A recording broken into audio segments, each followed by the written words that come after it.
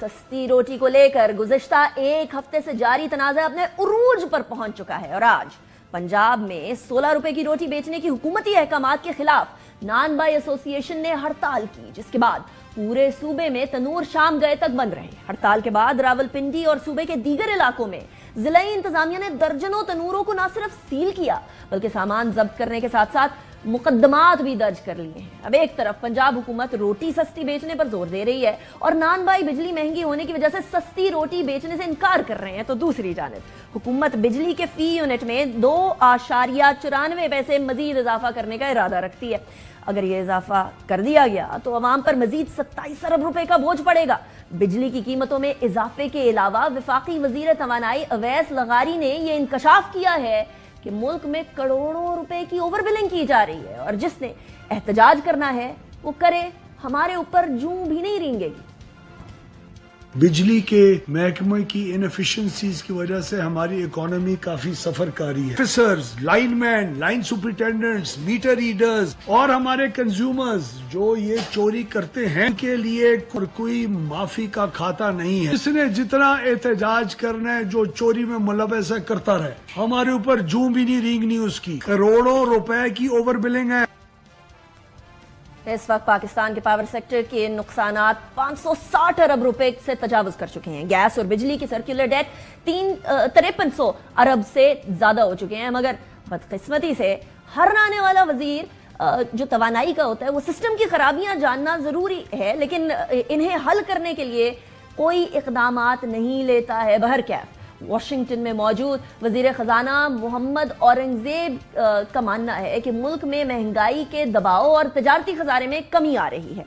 Bloomberg के साथ interview में वजीर खजाना ने कहा है कि IMF के साथ मल्टी बिलियन डॉलर के नए प्रोग्राम के लिए रुपए की कदर में कमी की जरूरत नहीं होगी। रुपए की कदर मुस्तहकम है। IMF टीम ने नए कर्जे प्रोग्राम की मीटिंग के लिए मई में पाकिस्तान आएगी और जून या जुलाई के शुरू तक हतमी शक्ल दे दी जाएगी।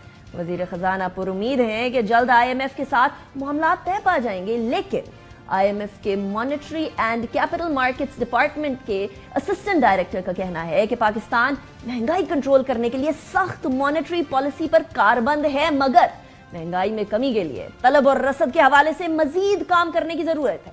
नया IMF प्रोग्राम हासिल करने के साथ साथ वजीर आजम शहबाज शरीफ ने वजीर खजाना की सरबराही में बजट तजावीज के लिए कमेटी भी तश्कील दे दी है। मौजूदा हुकूमत को मुतादिद माशी चैलेंजेस का सामना तो है। देखते हैं कि मोहम्मद औरंगजेब मुस्लिम लीग नवाज हुकूमत को इन मुश्किलात से बाहर निकाल पाएंगे या नहीं। हमारे पास मौजूद हैं खुर्रम हुसैन साहब जो कि इकोनॉमी पर माहिर हैं। इनकी लिखाई भी आप पढ़ते रहते होंगे। खुर्रम साहब, thank you very much for joining me in the programme. एक तरफ मैक्रो इंडिकेटर्स की तारीफें हो रही हैं, दुनिया तारीफ कर रही है, ADB तारीफ कर रही है, IMF कह रही है कि हम राइट ट्रैक पे हैं, बहुत सारी इस्लाहात की जरूरत है। लेकिन माइक्रो इंडिकेटर्स ये कह रहे हैं कि हमारे यहाँ नान बाई एसोसिएशन कह रही है बिजली महंगी है और हम मजीद महंगी कर लेंगे। मजीद महंगी करने के बाद रोटी सस्ती हो नहीं सकती। हमारी पॉलिसीज क्लैश तो नहीं कर रही?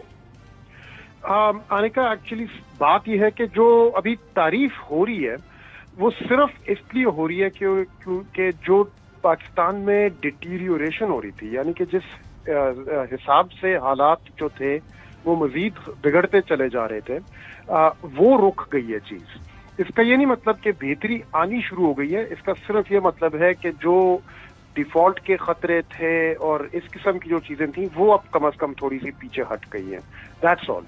तो ये नान बाई और जितने कंज्यूमर्स वगैरह जिन जिन लोगों को महंगाई की अभी भी शिकायतें हैं, वो सारी चीजें अपनी जगह हैं, वहीं पे खड़ी हुई हैं। इंडस्ट्री से अब बात करें तो फैक्ट्रियां बंद हो रही हैं और ये चीज शो अप कर रही है इंडिकेटर्स में भी। आप अगर देखें कि इलेक्ट्रिसिटी कंजम्पशन इंडस्ट्रियल सेक्टर में मार्च के महीने में कितनी रही है, काफी तेजी से गिरी है वो, शोइंग के फैक्ट्रीज जो हैं वो बंद हो रही हैं या अब कैपेसिटी से ज्यादा कम पे चल रही हैं। तो माशी सूरत हाल तो अभी तक काफी तशवीशनाक है, इस बात में कोई शक नहीं है।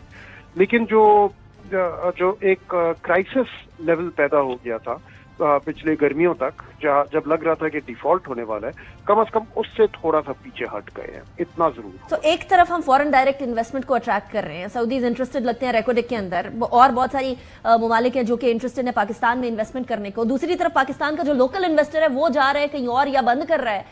ये बैलेंस आउट हो जाएगा इकोनॉमिकली?